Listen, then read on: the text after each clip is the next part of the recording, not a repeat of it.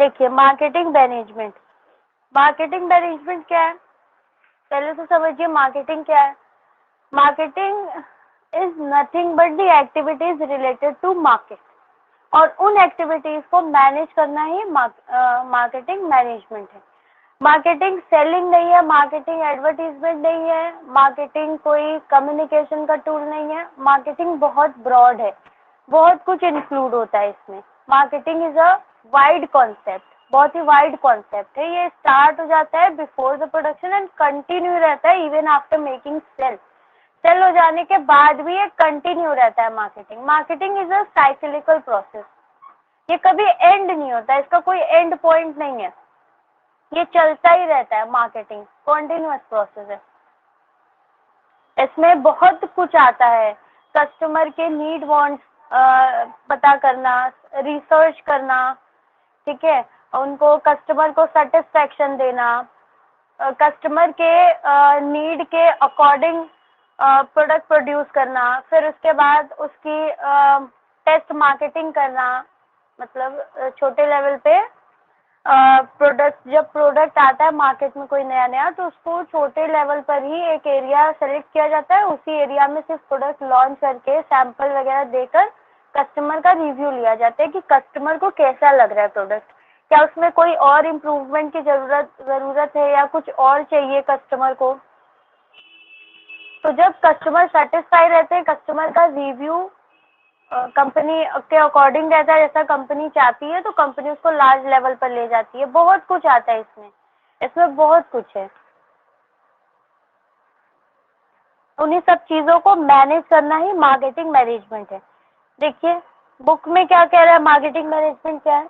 Marketing management refers to management of all the activities, market की जितनी भी activities है उन्हें मैनेज करना ही मार्केटिंग मैनेजमेंट है। ट्रेडिशनली पहले क्या था, सेलिंग और मार्केटिंग में कोई डिफरेंस नहीं था। पहले कंपनी समझती थी कि सेलिंग करना ही मार्केटिंग है, लेकिन अब मॉडर्न एज में मार्केटिंग का कॉन्सेप्ट चेंज हो गया है। Marketing is different from selling, from advertising, it includes in the marketing. ये सभी मार्केटिंग के अंदर ही आती हैं।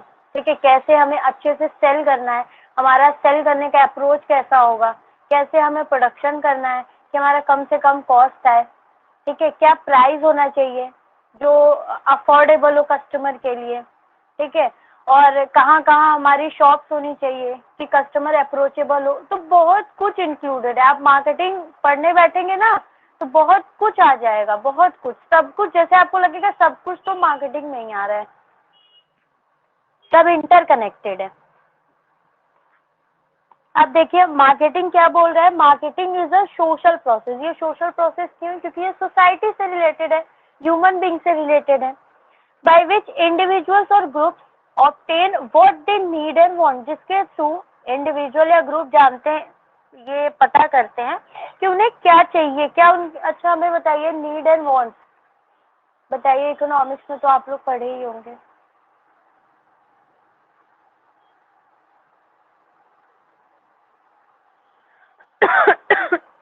सॉरी बताइए।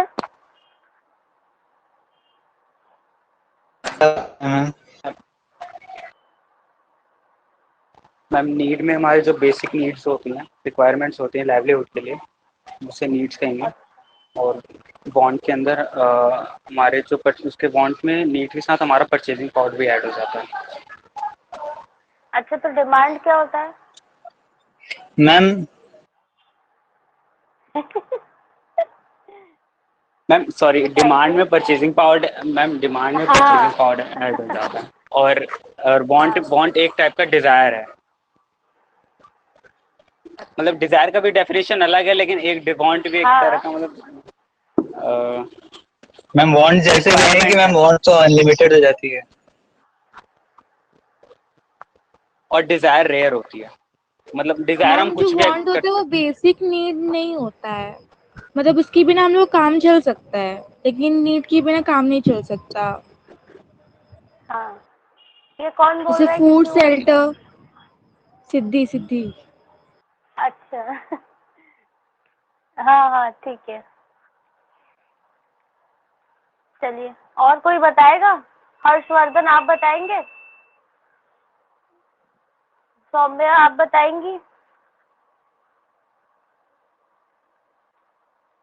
कुछ भी आता है, कुछ भी बताया करिए, आप ही लोग के लिए अच्छा है। हमें तो पता ही है, हम क्या करेंगे जान के, हम क्यों आप लोग से पूछते हैं, हमें क्या मिलेगा इससे? आप ही लोग का फायदा है, अपना फायदा देखिए। कॉमर्स वाले हैं आप लोग, देखिए जहाँ अपना फायदा है वहाँ पे टूट पड़िए। कॉमर्स वाले सिर्फ फायदा देखते हैं अपना। हाँ, दूसरों को एक्सप्लॉइट नहीं करना है, अपना फायदा देखना है। लेकिन चलिए देखिए, हम गलत बातें नहीं सिखा रहे हैं। Through creating, offering and freely exchanging product and services of value with others, marketers work hard to discover the needs and wants of customers and try to develop product or services which would satisfy them. All the firms try to produce the product which will demanded by satisfying customers need and wants. देखिए पहले क्या था, पहले जो company थी, जो businessman थे, वो क्या करते थे, वो अपने प्रोडक्ट के लिए कस्टमर खोजते थे। जो वो प्रोडक्ट प्रोड्यूस कर लिया, अब वो देखते थे कि अब उस प्रोडक्ट के लिए कौन कस्टमर है, कौन इसको परचेज करेगा। लेकिन अब कंपनी या बिजनेसमैन क्या करते हैं, कस्टमर के अकॉर्डिंग प्रोडक्ट बनाते हैं, कस्टमर के लिए प्रोडक्ट बनाते हैं। वो देखते हैं कि हमारा कस्टमर क्या चाहता है, हमें कस्टमर को सेटिस्फाई करना है, वो कस्टमर के लिए प्रोडक्ट बनाते हैं। इसीलिए वो डिस्कवर करते हैं कि आज के मार्केट में कस्टमर की नीड या वांट क्या है। नीड क्या, जो हमारी इस टाइम पे, जैसे हमें प्यास लगी है तो पानी हमारी नीड है, लेकिन हम उस प्यास को कितने तरीके से बुझा सकते हैं वो हमारी वांट है। हम कोल्ड ड्रिंक पी सकते हैं, पानी पी सकते हैं और शरबत पी सकते हैं। तो इन बहुत सारे ऑल्टरनेटिव के थ्रू हम अपनी प्यास बुझा सकते हैं। लेकिन मेन बेसिक क्या है कि हमें प्यास बुझाना है, प्यास बुझाना हमारी नीड है।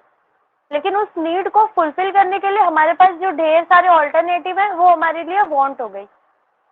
और जब हमारे पास वही परचेजिंग पावर आ जाएगी, मनी आ जाएगी किसी भी चीज़ को खरीदने के लिए, तो वो हमारी डिमांड हो जाएगी। तो मार्केटर्स क्या करते हैं, पहले ये पता करते हैं कि हमारे कस्टमर को क्या ज़रूरत है, उसे क्या चाहिए, और ऐसी ज़रूरत जो बाकी कंपनी वाले फुलफिल नहीं कर पा रहे हैं।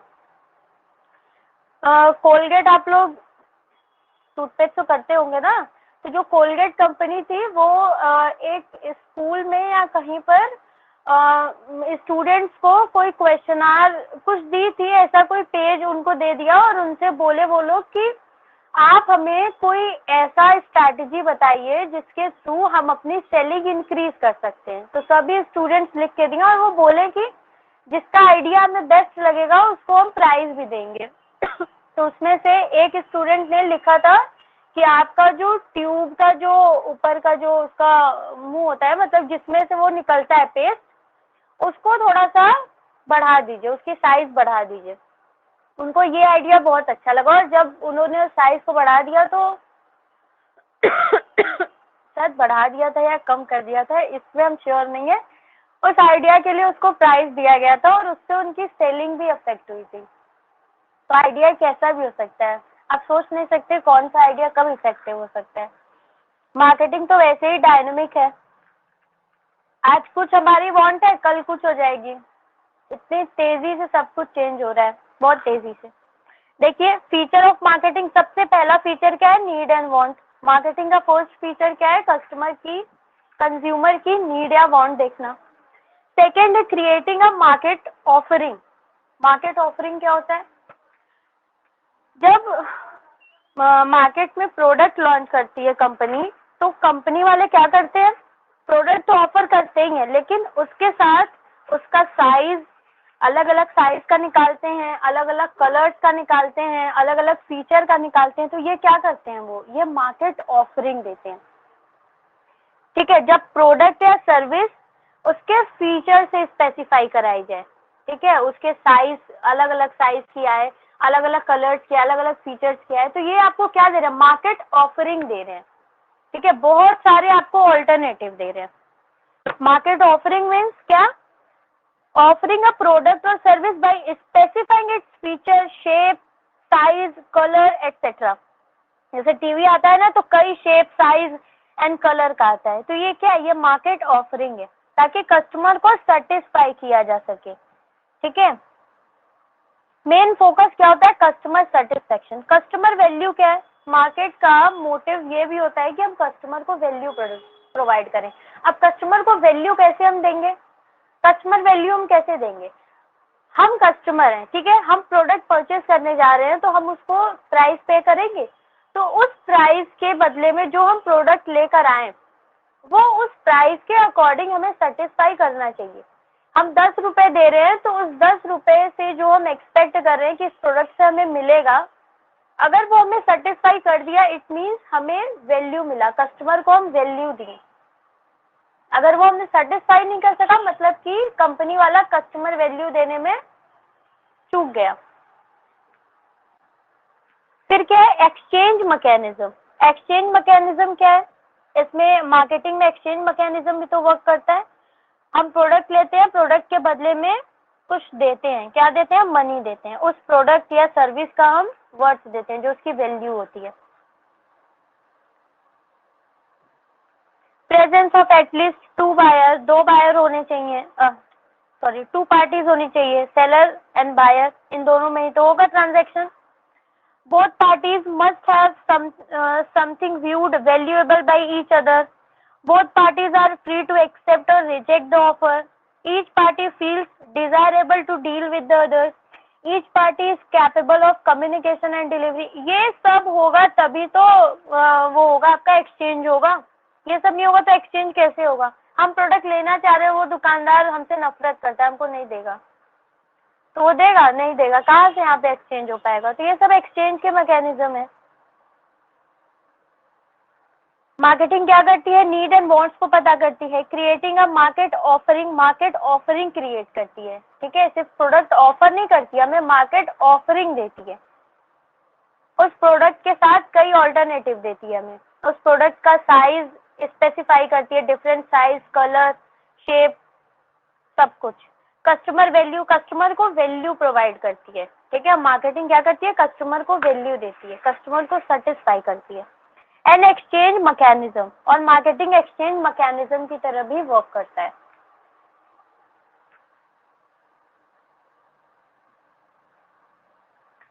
मार्केटिंग मैनेजमेंट फिलॉसफीज क्या है, इन्हीं से क्वेश्चन आता है, फिलॉसफी से। आपको केस दे देगा, अब पूछेगा आपसे कि इसमें कौन सा फिलॉसफी वर्क कर रहा है। फिलॉसफी बोल लीजिए या फिर कंपनी का अप्रोच बोल लीजिए कि कंपनी कौन से अप्रोच को फॉलो कर रही है, या आप बोल सकते हैं कि कंपनी के माइंड में क्या चल रहा है, कंपनी क्या सोचकर, कंपनी का थॉट भी बोल सकते हैं आप कि कंपनी क्या दिमाग में रखकर प्रोडक्शन कर रही है। तो इसमें कितने फिलॉसफीज हैं, चार या 5 फिलॉसफी हैं। सबसे पहला क्या है, प्रोडक्शन कॉन्सेप्ट। प्रोडक्शन कॉन्सेप्ट जो कंपनी यूज करती है वो क्या बिलीव करती है कि अगर हम प्रोडक्शन करेंगे तो हमारा सेलिंग होगा। ये कहते हैं हम जितना भी बल्क में प्रोडक्शन करेंगे उतना कॉस्ट कम आएगा, और कॉस्ट कम आएगा तो हम प्राइस भी कम रखेंगे, और प्राइस कम रखेंगे तो हमारी सेलिंग ज़्यादा होगी। ये वाला जो प्रोडक्शन कॉन्सेप्ट है ये वर्क कब करता है, जब डिमांड सप्लाई से ज़्यादा हो। ठीक है, जब मार्केट में डिमांड होगी आपके प्रोडक्ट की तभी तो ये वर्क करेगा प्रोडक्शन कॉन्सेप्ट। अब आप ही सोचिए, आपके प्रोडक्ट की मार्केट में डिमांड ही नहीं है और आप प्रोडक्शन कॉन्सेप्ट यूज़ कर रहे हैं, तो क्या आप चल पाएंगे मार्केट में, नहीं चल पाएंगे। तो ये कब वर्क करता है प्रोडक्शन कॉन्सेप्ट, जब डिमांड सप्लाई से ज़्यादा होता है। प्रोडक्ट कॉन्सेप्ट क्या है, प्रोडक्ट कॉन्सेप्ट जो कंपनी फॉलो करते हैं वो क्या माइंड में रखते हैं, वो क्या बिलीव करते हैं कि बल्क में प्रोडक्शन हमें नहीं करना है, हमें क्वालिटी देना है। भले ही हमारा प्रोडक्ट महंगा होगा, प्राइस ज़्यादा होगा, चलेगा, लेकिन अगर क्वालिटी है तो कस्टमर लेंगे। एप्पल आईफोन, अब उसमें क्वालिटी है तो कितना भी महंगा हो लोग तो खरीद रहे हैं ना। वो 1-2 फोन बेचकर इतना मार्जिन कमा लेंगे जितना छोटे कंपनी वाले नहीं कमा पाएंगे। तो ये स्ट्रैटेजी है, वो क्वालिटी दे रहे हैं। प्राइस हाई भी रखेंगे तो भी लोग खरीदेंगे क्योंकि क्वालिटी है। आजकल लोग क्वालिटी चाह रहे हैं। हम कुछ खरीदने जाते हैं तो हम कहते हैं महंगा हो चलेगा लेकिन क्वालिटी होनी चाहिए। तो वो कौन सा कॉन्सेप्ट है, प्रोडक्ट कॉन्सेप्ट। वो क्वालिटी को माइंड में रखते हैं। और आजकल कस्टमर के माइंड में ये भी एक माइंडसेट बना हुआ है कि अगर प्राइस हाई है इसका मतलब उस प्रोडक्ट में क्वालिटी है। अगर कोई हमको लो प्राइस पे मिलता है सामान तो एक बार दिमाग में ये आता है कुछ फॉल्ट तो नहीं है ना इसमें, इतना सस्ता दे रहा है। अब तो माइंड में बैठ गया है कि अगर महंगा है तो क्वालिटी होगा इसमें। सेलिंग कॉन्सेप्ट क्या बोलता है? सेलिंग कॉन्सेप्ट का मेन फोकस किस पे होता है? सेल पे होता है। ये बोलते हैं कि हम कुछ भी सेल कर सकते हैं। जो फर्म ये बिलीव करके चलते हैं उनका फोकस सिर्फ और सिर्फ सेलिंग पे होता है और प्रमोशन पे होता है। ये जनरली कंपनीज कब यूज करती हैं? जब कंपनी के पास बहुत ज्यादा स्टॉक पड़ा होता है तो कंपनी सेलिंग कॉन्सेप्ट यूज करती है। उनका फोकस सिर्फ और सिर्फ सेलिंग पे है, सिर्फ सेलिंग, सिर्फ हमें सेल करना है। We can sell anything if we want. Marketing concept क्या बोलता है? मार्केटिंग कॉन्सेप्ट कस्टमर सेटिस्फैक्शन पे फोकस करता है। इनका फोकस कस्टमर पे होता है। हमारा प्रोडक्ट सेल हो ना हो कुछ नहीं इनको मतलब है, इनको सिर्फ मतलब है कस्टमर सेटिस्फैक्शन से। ये कस्टमर के अकॉर्डिंग प्रोडक्ट प्रोड्यूस करेंगे, कस्टमर के अकॉर्डिंग प्राइस रखेंगे और फिर मार्केट में सेल करेंगे। इनका फोकस क्या होता है? कस्टमर को सेटिस्फाई करना। ठीक है, अगर हम कस्टमर को सेटिस्फाई कर लिए इसका मतलब हम मार्केट में रह सकते हैं लॉन्ग टर्म तक। कस्टमर को हमें अट्रैक्ट ही नहीं करना है, रिटेन करके भी रखना है। देखिए, अट्रैक्ट करना कस्टमर को ये बड़ी बात नहीं है, लंबे समय तक उसको रिटेन करके रखना ये बड़ी बात है। तो कस्टमर अगर सेटिस्फाई होगा तभी तो आपके पास आएगा। दूसरी बात, अब सोचिए आप प्रमोशन करके कस्टमर को बुला तो लिए, कस्टमर एक बार परचेज कर लिया आपका प्रोडक्ट लेकिन सेटिस्फाई नहीं हुआ तो क्या नेक्स्ट टाइम वो आएगा? नहीं। अट्रैक्शन इंपॉर्टेंट नहीं है, रिटेंशन इंपॉर्टेंट है। तो मार्केटिंग कॉन्सेप्ट का फोकस किस पे होता है? कस्टमर सेटिस्फेक्शन पे। अब देखिए इसमें फॉलोइंग पिलर्स दिया है मार्केटिंग कॉन्सेप्ट या प्रोसेस का। सबसे पहले वो क्या करते हैं? आइडेंटिफिकेशन ऑफ मार्केट और customer who are chosen as the target market. पहले कंपनी टारगेट मार्केट डिसाइड करती है कि किस मार्केट में हमें प्रोडक्ट लॉन्च करना है या किस मार्केट के कस्टमर को हमें अपना प्रोडक्ट सेल करना है। अब वो पहले कस्टमर को टारगेट करेगी, कस्टमर बोल लीजिए या टारगेट मार्केट बोल लीजिए, यानी वो जगह वो कस्टमर्स जिनको प्रोडक्ट हमें सेल करना है वो टारगेट मार्केट है कंपनी के लिए। अब कंपनी उन टारगेट कस्टमर्स का क्या करेगी? नीड एंड वांट्स आइडेंटिफाई करेगी कि उनकी क्या जरूरत है, उनको क्या चाहिए। फिर उसके बाद उसके अकॉर्डिंग कंपनी क्या करेगी? प्रोडक्ट प्रोड्यूस करेगी, प्रोडक्ट एंड सर्विसेज डेवलप करेगी उनको सेटिस्फाई करने के लिए। एंड देन उसके बाद वो क्या करेगी? Satisfy the need of target market better than the competitor and doing all this at a profit. और फिर वो प्रॉफिट कमाएगी। अगर सोचिए एक बार हम कस्टमर को सेटिस्फाई कर दिए, एक बार सेटिस्फाई करिए तो कस्टमर तो हमारे लिए हमेशा के लिए बन जाएंगे। वो बात अलग है बाद में अगर वो डिससेटिस्फाई हुए तो छोड़ के चले जाएंगे। कस्टमर और स्टूडेंट्स किसी के नहीं होते। सही बात है, ये बुरा मत स्टूडेंट मानिएगा। होते हैं मैम। हाँ, कुछ जैसे कुछ लॉयल कस्टमर होते हैं ना वैसे ही कुछ लॉयल स्टूडेंट्स भी होते हैं। देखिए जैसे कि फिफ्थ मैं। क्या है? Societal concept. चलिए देखिए फिफ्थ क्या है? Societal concept. सोसाइटल कॉन्सेप्ट का फोकस किस पे होता है? सोसाइटी पे होता है। सोसाइटी पे कैसे? सोसाइटी पे भी होता है और इन्वायरमेंट पे भी होता है।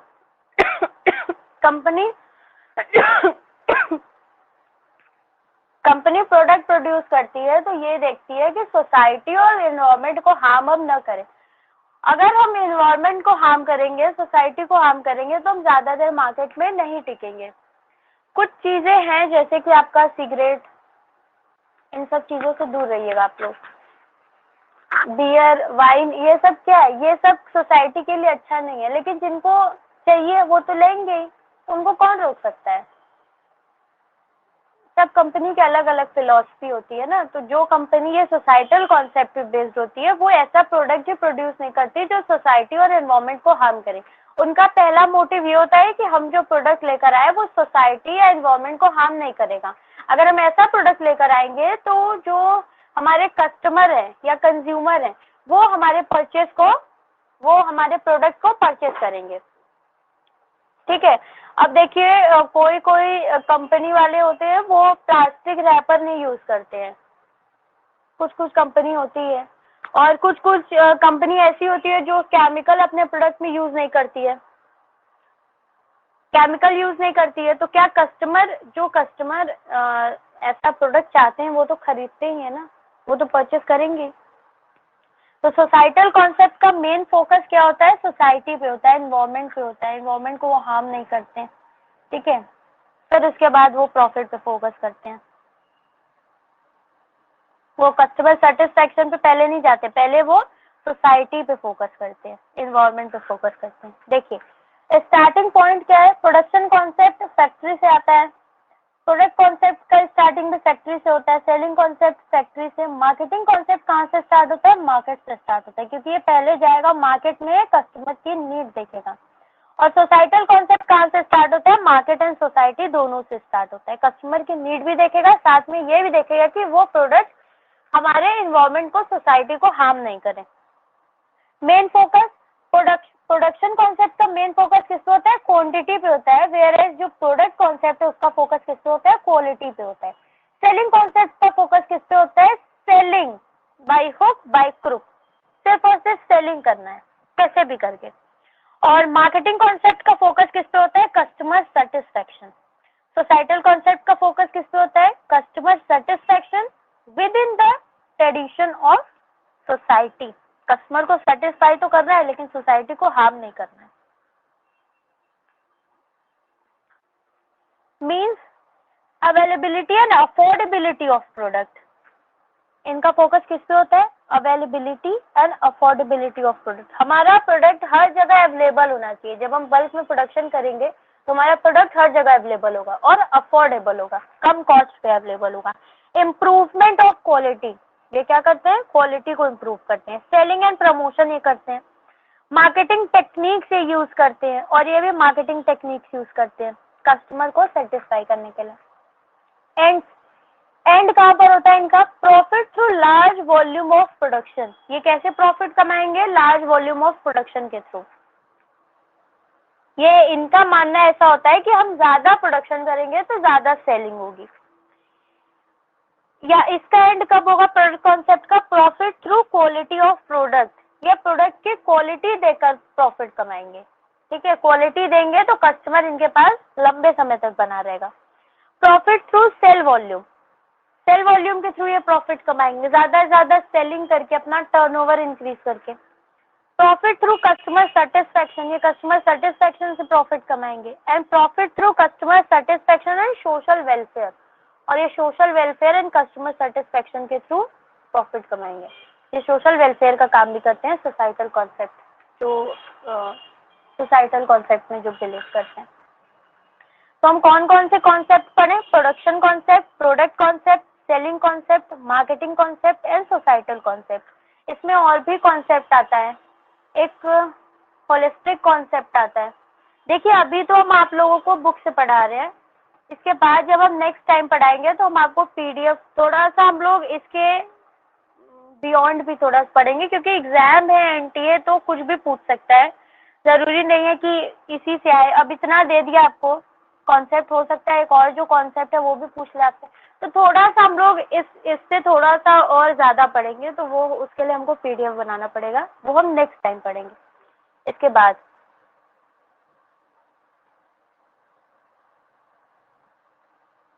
अब देखिए क्या है फंक्शंस ऑफ मार्केटिंग। मार्केटिंग के कौन कौन से फंक्शन है? सबसे यहाँ तक समझ में आया आप लोगों को? Yes ma'am. Yes ma'am. नहीं समझ आता है ना तो बीच में ही आप हमें रोक सकते हैं, ठीक है।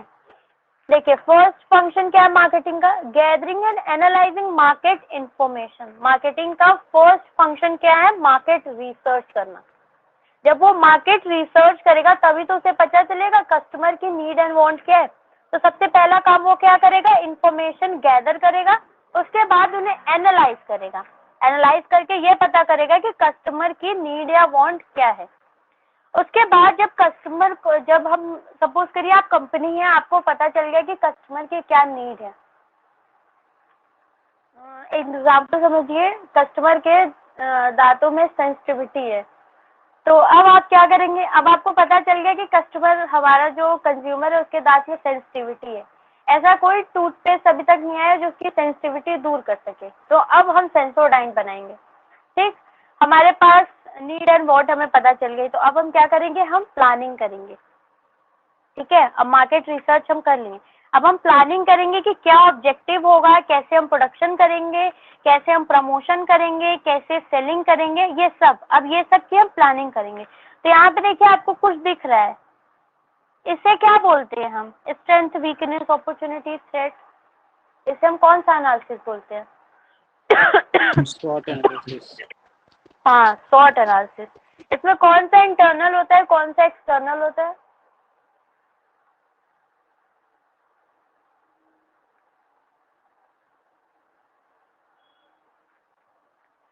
देखिए, स्ट्रेंथ एंड वीकनेस ये इंटरनल होती है कंपनी की। इसे हम बोलते हैं SWOT analysis. Strength, weakness, opportunity and threat.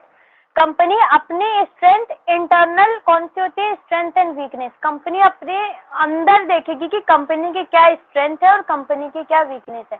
अगर कंपनी का ब्रांड बहुत अच्छा है तो वो कंपनी की स्ट्रेंथ है, अगर कंपनी का ब्रांड बहुत खराब है तो वो कंपनी की वीकनेस है। लेकिन जो अपॉर्चुनिटी एंड थ्रेट है ये क्या होती है, आउटसाइड होती है, एक्सटर्नल होती है, कंपनी के बाहर होती है। अपॉर्चुनिटी कंपनी को बाहर मिलेगी और थ्रेट भी कंपनी को बाहर मिलेगी। तो ये दोनों एक्सटर्नल होती हैं, ये दोनों इंटरनल होती हैं। कंपनी को पता चल गया है कि कंपनी के जो टारगेट कस्टमर हैं उनकी क्या नीड एंड वांट है। अब कंपनी क्या करेगी, मार्केट प्लानिंग करेगी। उस नीड एंड वांट को सेटिस्फाई करने के लिए कैसा प्रोडक्ट प्रोड्यूस करना है, कितना क्वांटिटी करना है, कैसे हम प्रोड्यूस करेंगे, कितने लेबर लगाएंगे, कौन सी मशीन लगाएंगे, कैसे प्रमोशन करेंगे, हमारी अभी स्ट्रेंथ क्या है या वीकनेस क्या है, कैसे हम उस वीकनेस को स्ट्रेंथ में कन्वर्ट कर सकते हैं, फ्यूचर में और क्या अपॉर्चुनिटी होगी, और जो थ्रेट आ सकती है फ्यूचर में कैसे हम उसको अपॉर्चुनिटी में कन्वर्ट करेंगे। ये सब कुछ वो मार्केट प्लानिंग में करेगी। ठीक है, वो मार्केट प्लानिंग में सब कुछ प्लान करेगी, प्लानिंग बनाएगी। अब उसके बाद क्या है, प्रोडक्ट डिजाइनिंग एंड डेवलपमेंट। अब हम प्लान कर लिए सब कुछ। ठीक, अब बारी आई प्रोडक्ट की डेवलपमेंट की, प्रोडक्ट डिजाइन। अब प्रोडक्ट डिजाइन करेंगे, प्रोडक्ट डेवलप करेंगे। अब यहाँ से हम प्रोडक्शन स्टार्ट करेंगे। ठीक है, प्रोडक्शन हम स्टार्ट कर लेंगे।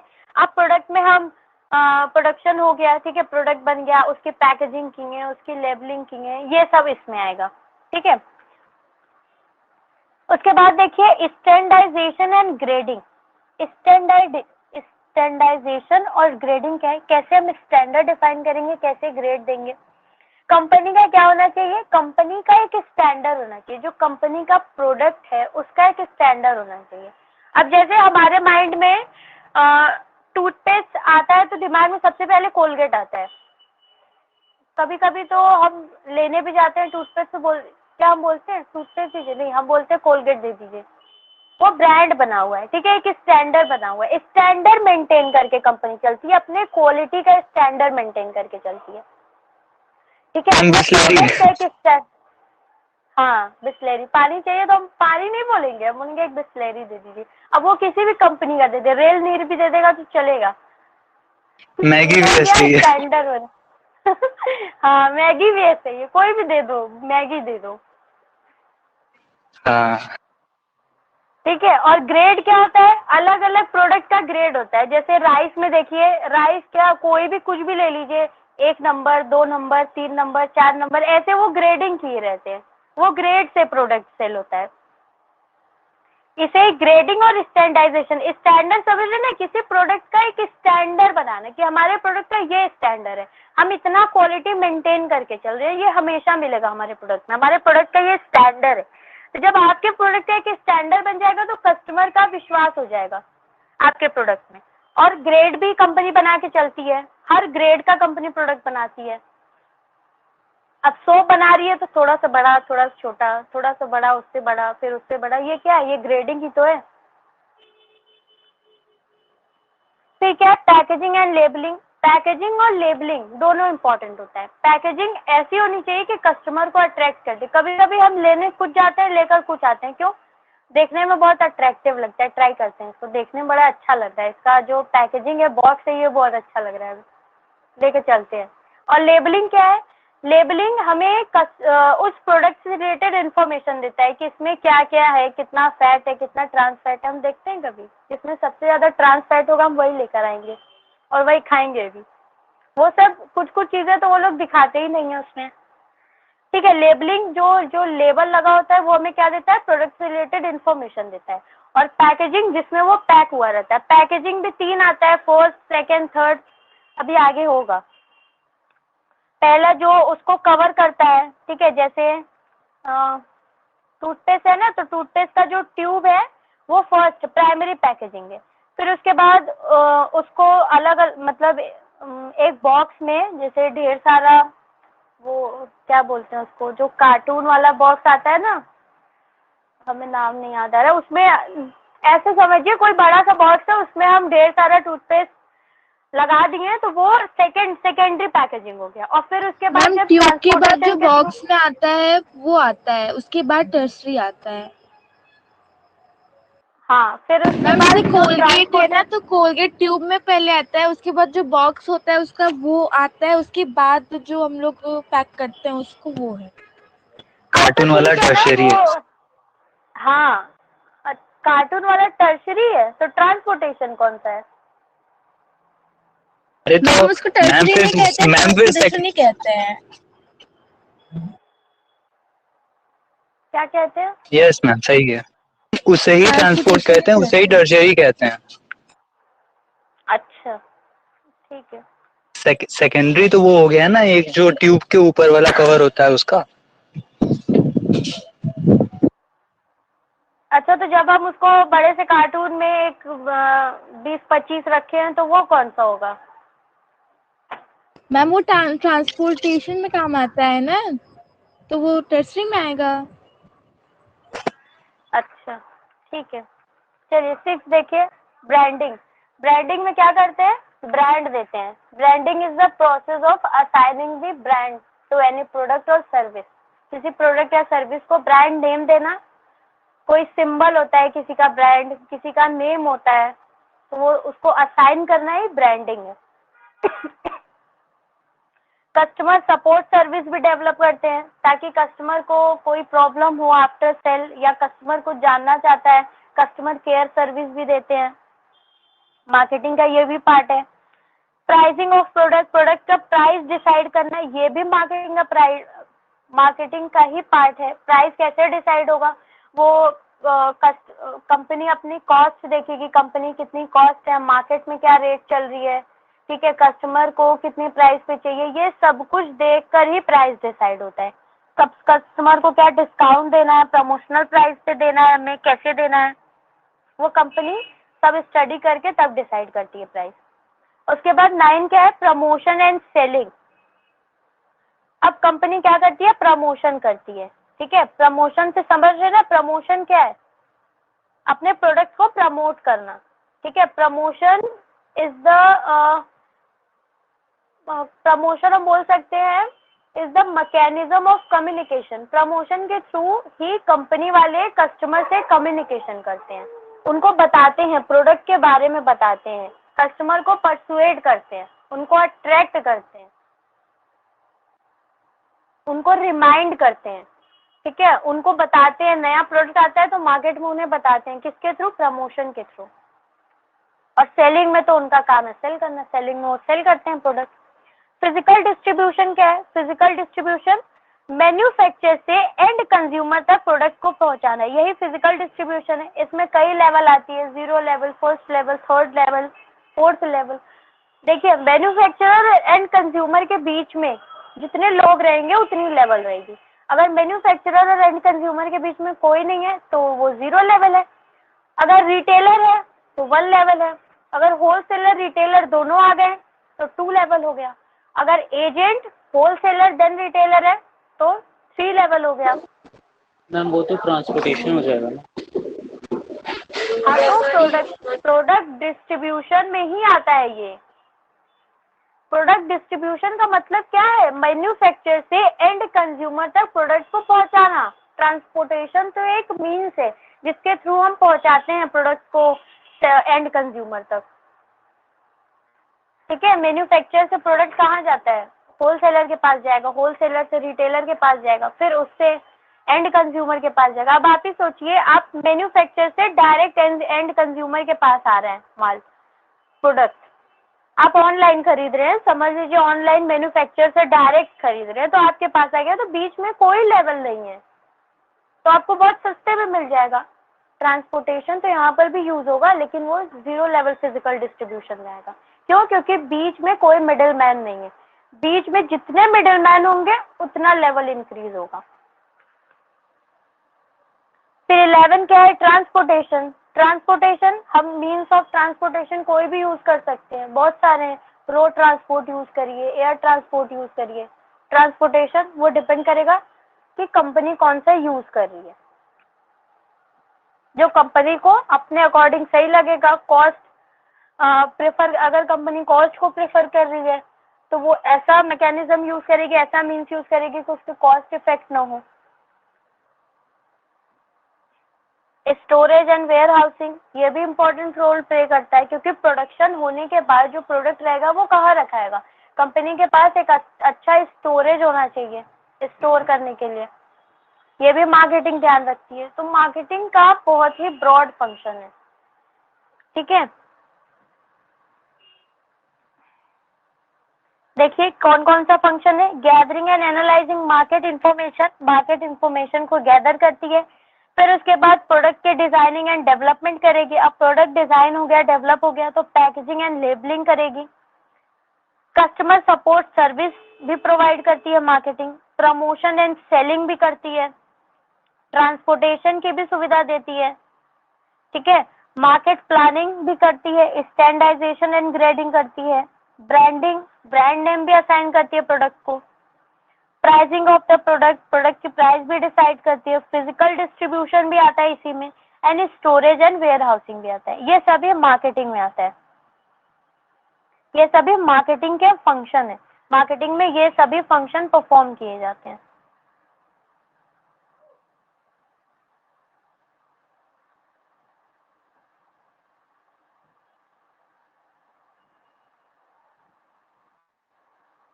अब उसके बाद क्या है? Marketing mix.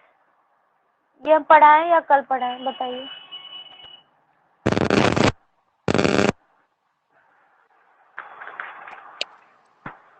पढ़ा दीजिए मैम। ठीक, देखिए मार्केटिंग मिक्स क्या है। मार्केटिंग मिक्स में 4 पीस आते हैं।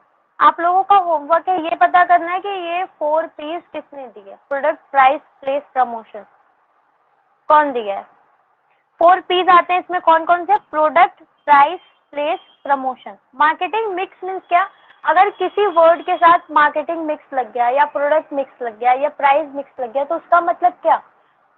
मार्केटिंग से रिलेटेड जो भी इंग्रेडिएंट्स है उनका मिक्सचर। प्रोडक्ट मिक्स मीन्स क्या? कंपनी जो भी प्रोडक्ट ऑफर कर रही है वो सभी प्रोडक्ट मिक्स कहलाते हैं।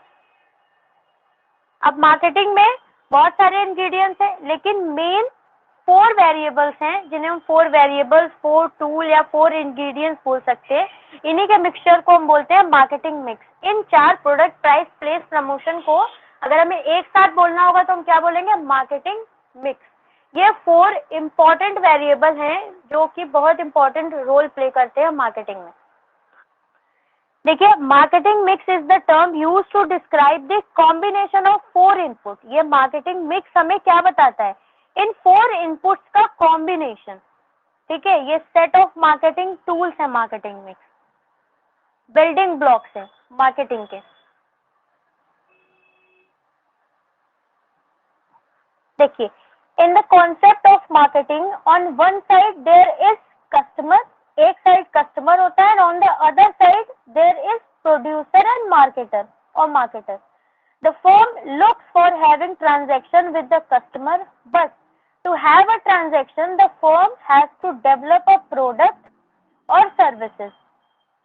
Design it, pack it, name it, price it, promote it or distribute it. All these decisions are core of marketing mix. Product को डिजाइन करना, पैक करना, नेम देना, प्राइस देना, ठीक है, प्रमोट करना, डिस्ट्रीब्यूट करना, ये मार्केटिंग मिक्स का पार्ट है। ठीक है।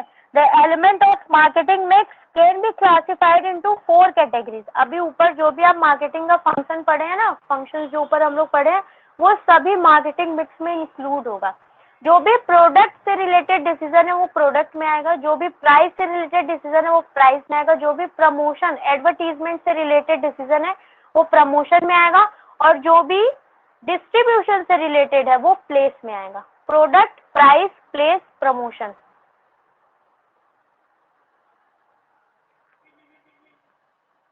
देखिए एलिमेंट ऑफ मार्केटिंग मिक्स 4 है। कौन कौन से? Product, price, place, promotion. Place को फिजिकल डिस्ट्रीब्यूशन भी बोलते हैं। देखिए प्रोडक्ट में हम क्या क्या पढ़ेंगे? Product mix. Product mix means क्या? The total offering of company. Company जो भी प्रोडक्ट, टोटल प्रोडक्ट ऑफर। एक और होमवर्क लिख लीजिए, ये पता करना है आप लोगों को कि क्या क्या चीज मार्केट में ऑफर हो सकती है। ये आप लोग कहीं पढ़े भी होंगे। मार्केट में क्या क्या चीज ऑफर की जा सकती है। कुल 10 है। Product, service, idea, event, experience, place और भी है। कुल मिला के 10 है। ये पढ़ कर आइएगा देखकर कौन कौन से 10 है, याद कर लीजिएगा इसको। ब्रांडिंग प्रोडक्ट से रिलेटेड है। पैकेजिंग एंड लेबलिंग ये प्रोडक्ट में आएगा। प्राइस में क्या आता है? Factor determining the price. जो भी डिस्काउंट वगैरह दिए जाते हैं ना, वो सब प्राइस से रिलेटेड डिसीजन में आते हैं। प्लेस में क्या आएगा? Channel of distribution. कौन से चैनल ऑफ डिस्ट्रीब्यूशन हम यूज करेंगे? Channel, levels, components of physical distribution place में हम पढ़ेंगे। प्रमोशन में क्या पढ़ेंगे? Advertisement, self promotion, personal selling, public relation, ये हम प्रमोशन में पढ़ेंगे। आइए सबसे पहले हम क्या देखते हैं? Product. The product element of marketing mix signifies the tangible and intangible product. Product में दो आता है, क्या? Intangible and tangible product. दो तरह के प्रोडक्ट आते हैं जो कस्टमर ऑफर करती है नीड को, कंपनी ऑफर करती है कस्टमर के नीड को सेटिस्फाई करने के लिए। देखिए प्रोडक्ट मिक्स। प्रोडक्ट मिक्स क्या होता है? Product mix refers to important decisions related to the product such as quality of product, design of product, packaging of product. Product mix किससे रिलेटेड होता है? प्रोडक्ट के डिसीजन से रिलेटेड होता है। Product mix is nothing but the combination of companies offering. जो company total product offer कर रही है उसे ही हम बोलते हैं प्रोडक्ट मिक्स। ये किससे रिलेटेड होगी? प्रोडक्ट के डिसीजन से रिलेटेड होगी, प्रोडक्ट के डिजाइन से रिलेटेड होगी, पैकेजिंग से रिलेटेड होगी। इन सब प्रोडक्ट से रिलेटेड जो भी डिसीजन आएंगे वो प्रोडक्ट मिक्स में आएंगे। Important component of product mix. अब प्रोडक्ट मिक्स के इंपॉर्टेंट कंपोनेंट कौन से होंगे, यानी प्रोडक्ट से जो प्रोडक्ट रिलेटेड डिसीजन है उसके इंपॉर्टेंट कंपोनेंट कौन होंगे? सबसे पहला है ब्रांडिंग। ब्रांडिंग क्या है? Branding is nothing but the process of assigning the brand name to any product और सर्विस। किसी भी प्रोडक्ट या सर्विस को ब्रांड नेम असाइन करना, उसे ही हम क्या बोलते हैं? ब्रांडिंग बोलते हैं। वो कुछ भी हो सकता है, वो कंपनी पे डिपेंड करेगा। देखिए one of the most important decision that a marketer has to take in the area of product is respect of branding is that he has to decide whether the firm's product will be marketed under brand name। किस name के under उसका product market में cell होगा। ठीक है, customer कैसे identify करेंगे उसके प्रोडक्ट को, किस नेम से आइडेंटिफाई करेंगे, ये डिसाइड करना ही ब्रांडिंग है। Generic name refers to the name of whole class of the product. For example toilet soap is generic name but Lux is the brand name. ठीक है, generic name and brand name में difference समझिएगा। Generic name वो name है जो हम whole product को देते हैं। ठीक है, जैसे बाथिंग सोप, वॉशिंग सोप, ये हम क्या है? ये जेनरिक नेम। लेकिन जो स्पेसिफिक नेम दिया जाता है वो उसका ब्रांड नेम होता है। Same fame mobile phone is a generic name. ठीक, लेकिन एप्पल, सैमसंग, नोकिया ये सब क्या? ये सब brand name. Shoes generic name, लेकिन उसकी जो कंपनी है एडिडास, नाइकी, ये सब क्या है? ये सब ब्रांड नेम है। तो brand name and generic name में डिफरेंस पता होना चाहिए। If products are sold by generic name, then it will be difficult for the marketer. अगर कोई ब्रांड नेम नहीं होता तो सोचिए आप कैसे आइडेंटिफाई करते कि हम लास्ट टाइम कौन सा प्रोडक्ट लेके गए थे। ब्रांड नेम कंपनी के लिए भी अच्छा होता है, ब्रांड नेम की इम्पोर्टेंस कंपनी के लिए भी है, साथ में कस्टमर के लिए भी है और कॉम्पिटिटर्स के लिए भी है। देखिए मीनिंग क्या है ब्रांड का, ब्रांड होता क्या है? Brand a brand is the identification of a product. Brand क्या है? आइडेंटिफाई करता है प्रोडक्ट को। प्रोडक्ट का एक स्पेसिफिक नेम होता है जो एक प्रोडक्ट का एक ही होता है, ठीक है। और जब ये ब्रांड रजिस्टर्ड हो जाता है तो उसे ही हम बोलते हैं ट्रेडमार्क। जब तक ब्रांड रजिस्टर नहीं होता उसे ब्रांड बोलते हैं, और जब वो रजिस्टर हो जाता है तो उसे बोलते हैं ट्रेडमार्क। फिर उसे कोई कॉपी नहीं कर सकता। देखते हैं ना एडिडास का नकली चलता है, उसमें पता नहीं कितना डी लगा Yes, देगा ma'am. या Yes, ma'am. डी हटा ही देगा तो वो सब क्या है? इसलिए कि कंपनी वाले Heavy bars. हाँ हाँ कि कंपनी वाले कंप्लेन भी ना कर सके और कस्टमर का नजर मतलब कस्टमर डिफरेंशिएट भी ना कर पाए। It can be in the form of name, ये नेम के फॉर्म में भी हो सकता है, किसी सिंबल के फॉर्म में भी हो सकता है, डिजाइन के फॉर्म में भी हो सकता है। The branding is not only done to identify the seller or producer but also to make your product superior than the competitor's product. ठीक है, ब्रांड केवल प्रोड्यूसर या सेलर को आइडेंटिफाई करने के लिए नहीं होता है, बल्कि इसलिए भी होता है कि कस्टमर हो वो आइडेंटिफाई कर पाए कि कौन सा प्रोडक्ट बेस्ट है, ठीक है, और कॉम्पिटिटर से डिफरेंशिएट कर पाए प्रोडक्ट को। ऐसे अगर ब्रांड नेम नहीं होगा तो प्रोडक्ट तो सब मिल ही जाएगा, कैसे कस्टमर आइडेंटिफाई करेगा ब्रांड को? Branding is much more than identification mark. Identification mark से भी ज्यादा ब्रांडिंग का इंपॉर्टेंस है। कैसे? It is the seller's promise to deliver quality and satisfaction of buyer expectation. अब सोचिए आप जिस ब्रांड का प्रोडक्ट लेकर आएंगे, आप पता मतलब एक बार आप इसको यूज करेंगे, आप ये समझ लेंगे कि वो प्रोडक्ट कैसा है, कैसी क्वालिटी हमें सेटिस्फाई की कि नहीं की, उसके अकॉर्डिंग ही आप नेक्स्ट टाइम उस ब्रांड का प्रोडक्ट यूज करेंगे। एक बार उस ब्रांड का किसी भी प्रोडक्ट आप यूज कर लेंगे, आप अनसेटिस्फाई रहे तो आप बोलेंगे कि ये ब्रांड ऐसे ही है, बेकार सा है, इस ब्रांड का हमें कोई प्रोडक्ट नहीं लेना है। तो ब्रांड अच्छा भी है और साथ में बुरा भी है। तो वही every point has two aspects, positive and negative both. With brand, we can easily identify which all products belong to a particular company. When firms develop good reputation about the quality, then brand help them enjoy greater control over the control and develop brand loyalty. ठीक?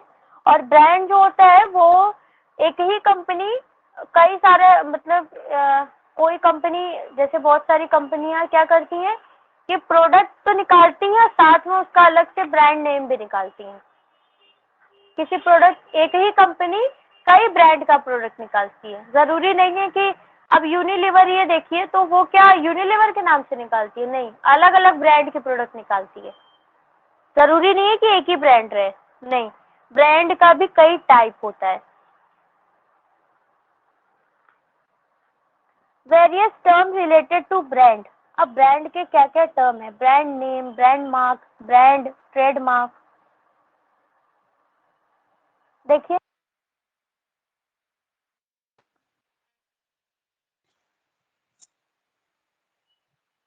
First क्या है? Brand. A brand is identification of the product. अभी तक जो आप पढ़ते आए वो क्या ब्रांड ही पढ़ते हैं। ब्रांड क्या आइडेंटिफाई करता है प्रोडक्ट को, एक स्पेसिफिक नेम होता है, यूनिक नेम होता है, सिंबल, डिजाइन कुछ भी हो सकता है। Brand name. अब ब्रांड नेम क्या है? ये नेम ही होगा, कोई सिंबल या कोई डिजाइन नहीं होगा। ब्रांड नेम मीन्स नेम जिसको हम पढ़ सकते हैं, जैसे डिटॉल, सर्फ, सर्फ एक्सल, रिन, ये सब क्या, ये सब ब्रांड नेम है जो हम पढ़ सकते हैं। ब्रांड मार्क क्या होता है? जो एक मार्क होता है, सिंबल होता है। जैसे देखिए एयर इंडिया का साइन होता है, पेप्सी का साइन होता है, red and blue bell, Nike का साइन होता है, ठीक है, साइन ऑफ एरो। तो ये सब क्या है? ये सब मार्क है, एक साइन है ब्रांड का, ये कोई नेम नहीं है, इसको आप पढ़ नहीं सकते, ये साइन है, सिंबल है, ये भी रजिस्टर्ड होता है।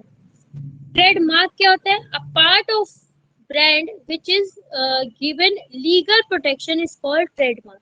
वही हम बोले ना, जो ब्रांड रजिस्टर्ड हो जाएगा उसको लीगल प्रोटेक्शन मिल जाता है, जिसे हम ट्रेडमार्क बोलते हैं। उसको फिर कोई कॉपी नहीं कर सकता, अगर कोई करेगा तो उस पर केस हो जाएगा। No the firm can use the name or sign for which a company get legal protection. तो लीगल प्रोटेक्शन मिल गया, मीन्स वो क्या हो गया? ट्रेडमार्क हो गया। Quality feature of a good brand. अब गुड ब्रांड आप ही सोचिए, आप अपनी माइंड से सोचिए कि गुड ब्रांड कैसा होगा, आपको कौन सा ब्रांड अच्छा लगेगा? शॉर्ट होना चाहिए, मतलब आपके पॉइंट ऑफ व्यू से, कंपनी के पॉइंट ऑफ व्यू से, या मतलब कन्वीनियंट होना चाहिए कस्टमर को पढ़ने में, ठीक है। शॉर्ट हो, कस्टमर के माइंड में इजीली बैठ जाए, ठीक है। और कुछ रिलेट कर रहा हो, कस्टमर से ही रिलेटेड हो, ऐसा ब्रांड होगा तो क्या होगा? कस्टमर को इजी होगा आइडेंटिफाई करने में। Brand name should be short and simple होना चाहिए, इजी टू प्रोनाउंस होना चाहिए। बहुत ज्यादा डिफिकल्ट अगर आप ब्रांड नेम रख देंगे तो कस्टमर लेने जाएगा तो उसको बोलने में शर्म आएगा कि हम बोल ही नहीं पा रहे हैं, कैसे बोलेंगे, इससे जाने दूसरा ही लेके आ जाते हैं। यूनिक होना चाहिए, डिस्टिंक्टिव होना चाहिए, ठीक है, किसी का कॉपी किया हुआ नहीं होना चाहिए, कॉम्पिटिटर से अलग होना चाहिए, यूनिक होना चाहिए। Brand name should be selected after considering the meaning in different languages. और ब्रांड नेम कंसीडर करने से पहले कंपनी को ये देखना चाहिए कि जो ब्रांड, वो जो ब्रांड नेम दे रहा है उसका अलग अलग लैंग्वेजेस में क्या मीनिंग है, ठीक है। ऐसा ना हो कि हम कोई ब्रांड ले लें, ब्रांड नेम हम रख दें और उसके बाद उसका मीनिंग कुछ और निकल जाए दूसरे लैंग्वेज में, ऐसा नहीं होना चाहिए। एडवांटेज ऑफ ब्रांड नेम, अब हमें लगता है कल पढ़ाना चाहिए। अच्छा, बस इतना ही बचा है, ब्रांड खत्म कर देते हैं। देखिए, advantage of brand name. Brand name का एडवांटेज क्या होता है? Help in product differentiation, product differentiate करने में हेल्प होता है। हेल्प इन एडवर्टीजमेंट, एडवर्टाइजिंग करने में हेल्प होता है। डिफरेंशियल प्राइसिंग, ठीक है, अलग अलग ब्रांड के लिए अलग अलग प्राइस चार्ज करते हैं कंपनी वाले। With established brand name, the firm can easily charge high price. अगर ब्रांड अच्छा है, मार्केट में ब्रांड की एक अच्छी खासी रेपुटेशन बन गई है, तो उस ब्रांड का जो प्रोडक्ट होगा वो आपको हाई प्राइस पे मिलेगा as compare to competitors product. Easy introduction of new market, अगर नए मार्केट में जा रहा है तो उसको हम इजीली आइडेंटिफाई करा सकते हैं। The company which use their companies name as brand name, then it become very easy for such company to popularize the new product it is planning to introduce. अब किसी न्यू प्रोडक्ट को हम उसी brand name से निकालेंगे तो हमारे लिए इजी हो जाएगा। अब एप्पल है आपका, तो एप्पल कोई भी प्रोडक्ट निकालेगा, अगर एप्पल के नेम से निकाल रहा है तो उसको एडवर्टीजमेंट करने की जरूरत नहीं है, वो ऑलरेडी स्टैब्लिश ब्रांड है एप्पल। टू कस्टमर, कस्टमर के लिए एडवांटेज होगा help in identification of product, ensure quality. एक बार हमारे माइंड में किसी ब्रांड के लिए पोजीशन बन गई तो हमारे माइंड में बन जाएगा कि हाँ, इस ब्रांड के प्रोडक्ट क्वालिटेटिव होते हैं। स्टेटस सिंबल, जैसे एप्पल का आईफोन है तो हमारा स्टेटस अच्छा है, हमारे पास फॉर्च्यूनर है तो हमारा स्टेटस अच्छा है। ये क्या स्टेटस सिंबल का भी काम करता है ब्रांड में कस्टमर्स के लिए। अब कल से हम पढ़ेंगे पैकेजिंग पे। इतना समझ आया? Marketing, yes ma'am. मार्केटिंग बहुत इंटरेस्टिंग है, इंटरेस्ट लेके पढ़ेंगे तो अच्छा लगेगा। 26 मैसेजेस